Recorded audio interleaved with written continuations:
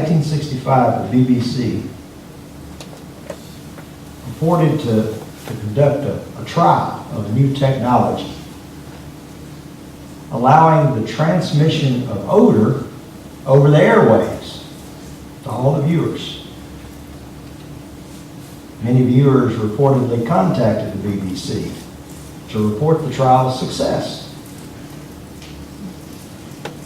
In 1969, the public broadcaster NTS in the Netherlands announced that inspectors with remote scanners would drive the streets to detect people who had not paid their radio or TV tax. And the only way to prevent detection was to wrap their TV or radio in aluminum foil. The next day, all the supermarkets were sold out of aluminum foil, and a surge of radio TV taxes were paid. In 1976, British astronomer Sir Patrick Moore told listeners of BBC Radio 2 that unique alignment of two planets would result in an upward gravitational pull, making people lighter at precisely 9:47 a.m. that day. He invited his audience to jump up into the air and experience a strange floating sensation. Dozens of listeners phoned in to say the experiment had worked. Among them, a woman who reported that she and her 11 friends were wafted up from their chairs and orbited gently about the room.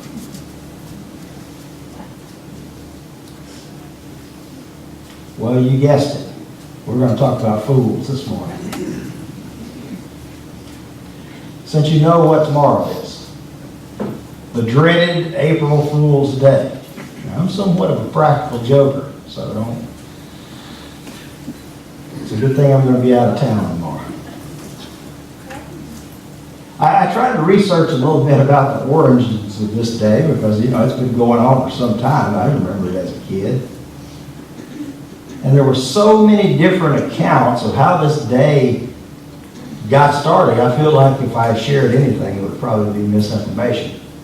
It seems that almost every country observes some kind of a day where pranks and mischief are shared, and they have their own story about, how it started, how it became a custom, and what they observed.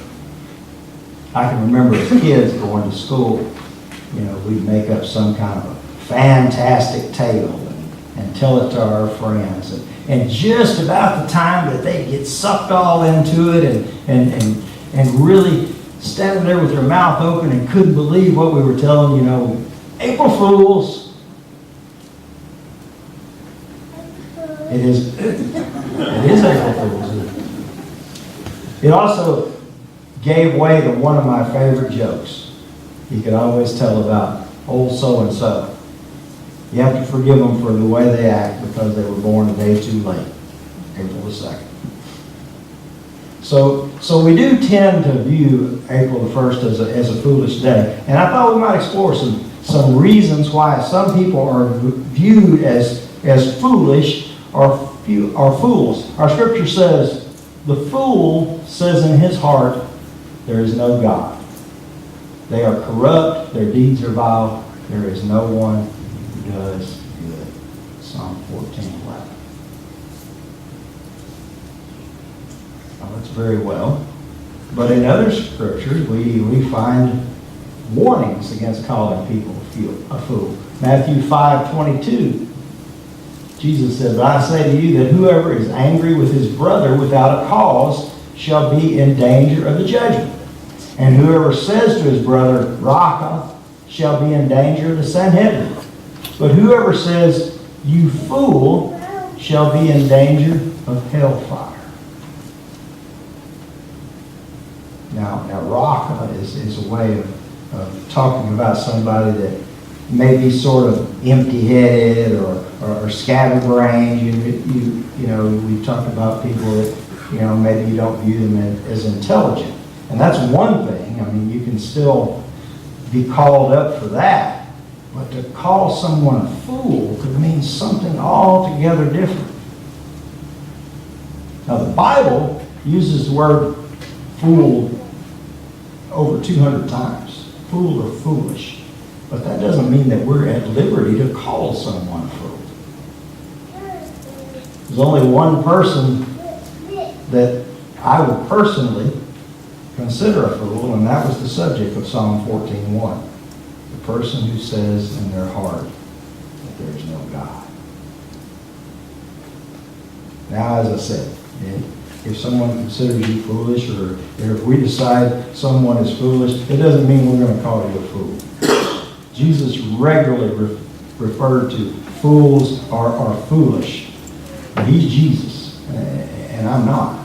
He has that power. He has that authority, and I wouldn't even want that power or authority. But for the sake of dealing with people, as we all have to do, I think there's some markers that let us know what kind of person we're dealing with and help us understand what our reactions might be.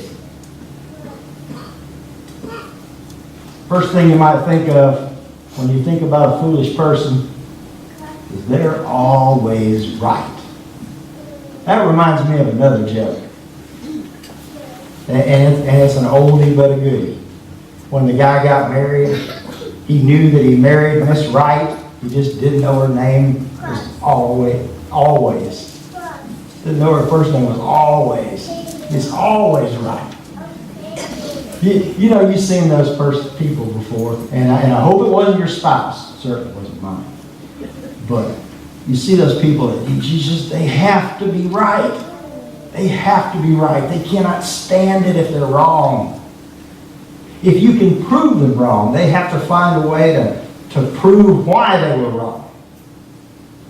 And they find an excuse. Because they just can't stand to be wrong. Proverbs 12:15 says, fools think their own way is right, but the wise listen to others. I know you've heard people say before, it's my way or the highway. We're going to do it this way, and that's it. That means you just have to do it their way, or you just have to take off. There's no choice. Unfortunately, I've seen people with this kind of attitude in the church. I've seen pastors with this kind of attitude. I've seen church leaders with this kind of attitude. Where a pastor wanted things one way, and a leader wanted things the other way, and they couldn't do anything but butt heads. It usually doesn't have a good ending when that happens.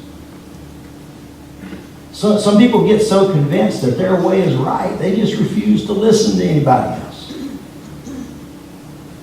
Either that, or they just kind of go through the motions and go along and try to sabotage it every way they can until they ultimately win out.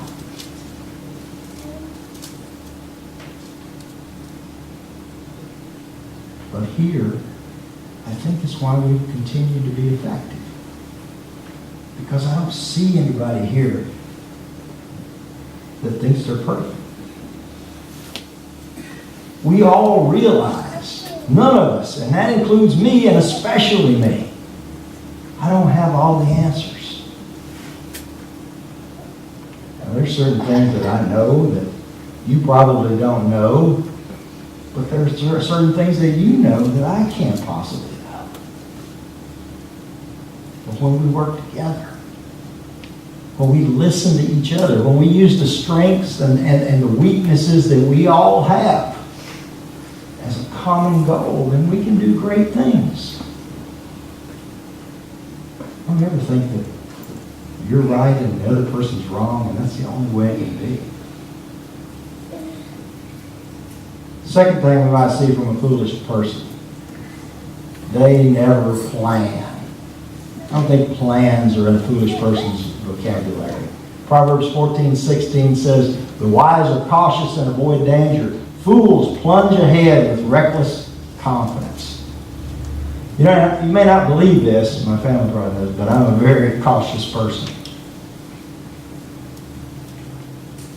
I was telling somebody the other day, I'm the guy that when we take off on a long trip, I'm saying, what do we do if the car breaks down? What happens if I forget my toothbrush?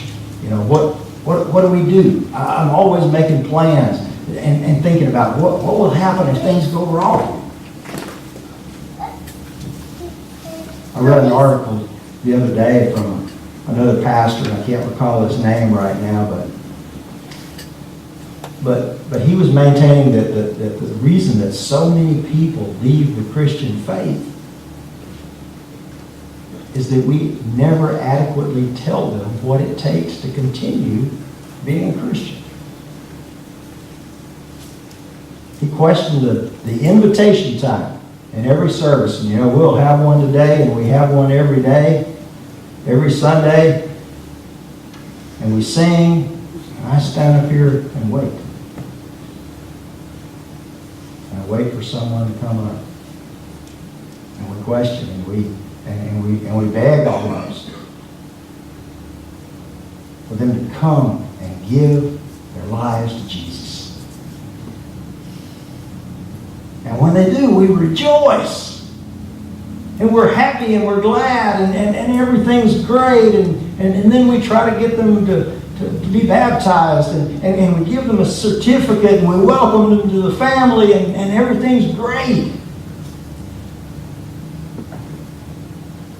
But we never tell them how Jesus said you should carry your own cross. We never tell them how Jesus said, count the cost of being my disciple. We just pretend like they're all set. And this is the way it is, and this is the way you're going to live the rest of your life. And then the struggles come along, and the things come up in life, and life gets tough. And they can't figure out why. And they begin to think then, there's nothing to this religion thing. There can't be. Or all these bad things wouldn't be happening to me. If God really loved me, these bad things wouldn't be happening.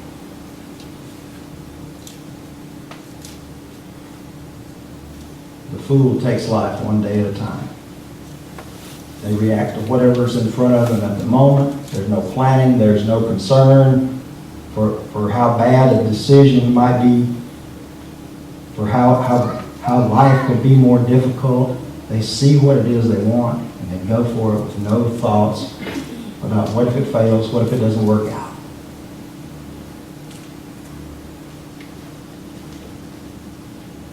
Another mark of a foolish person.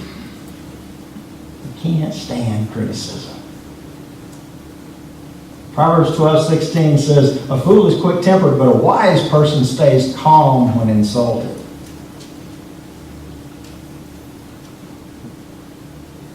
Here's where your pastor can shine. Watch this. Churchgoer said to a pastor one time, your sermon reminded me of the mercies of God. I thought it would endure forever. I love it when a pastor gets criticized, and this is just part. Every board should put this in the job description when you're looking for a new pastor. Must be able to take criticism. Taking my share of it in my time. And I always thought, is it just me? So I researched this. Well, there's actually some things on the website that pastor says that people have said to them. One pastor says, once I had someone tell me that I talked too much about Jesus in my sermons, so they were going to attend another church.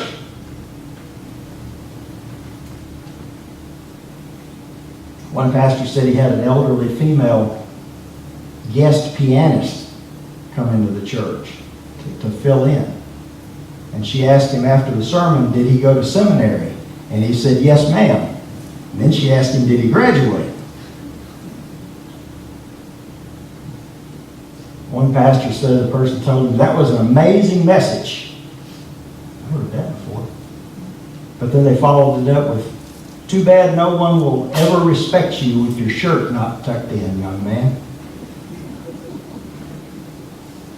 One pastor said, a lady told him, your preaching has gotten worse since your baby was born.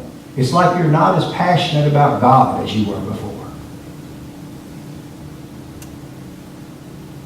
And maybe my favorite, One guy said, the person told him, "You told too many circumcision jokes, so we're leaving the church."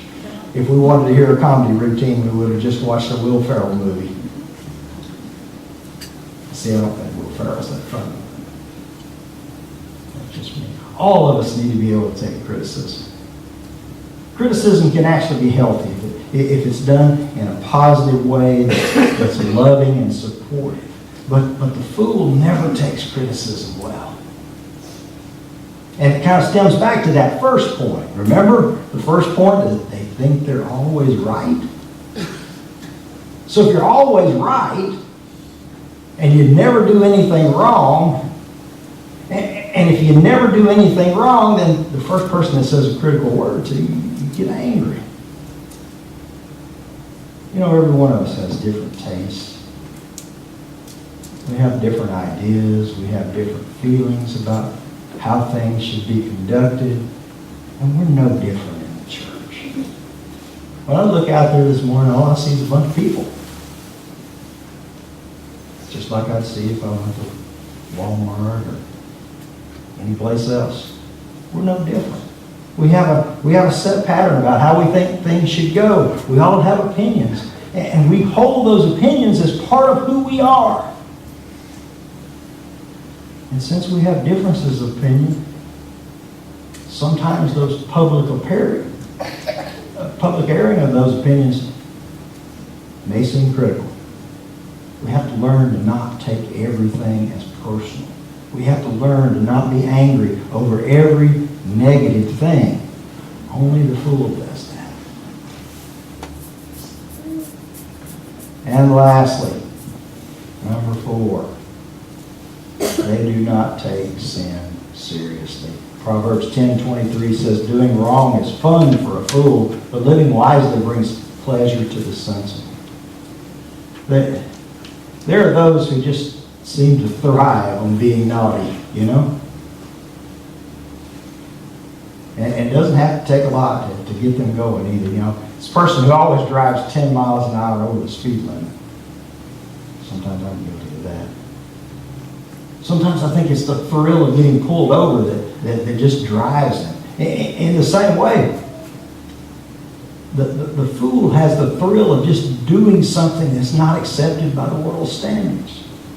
We love to bend the rules. We love to live on the edge. We love to burn the candle at both ends. And there's probably 100 other metaphors that I can't think of right now. But we want to live life. We want to live it to the fullest. But do you know who pays for it? It's that person who's trying to live that life to the fullest. You don't know how many people I've seen that were party-hardy people. And they were having a great time for a couple hours last night. But boy, they don't feel so good today. They're paying for it today. You see, everything in this life has a price. Everything. You can be the life of the party one night, and you can be the most miserable human being you think on earth the next day. The fool does not take their sin seriously. Because in the first place, Psalm 14:1, they don't really believe in God anyway. And if there's no God, then my sin doesn't matter. I can live like I want. I can do like I want. And I don't have to answer to anyone.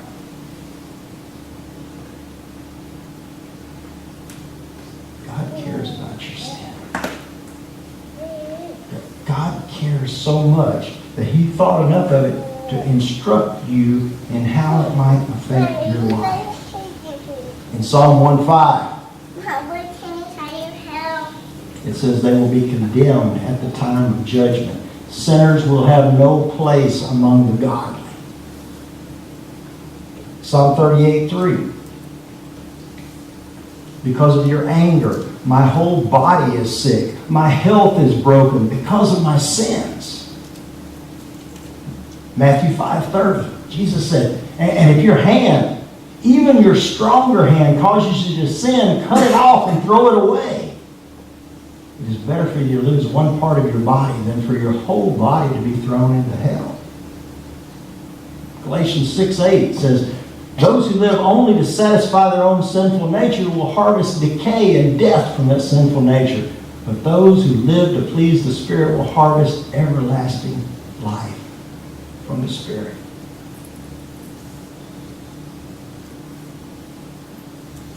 God cares.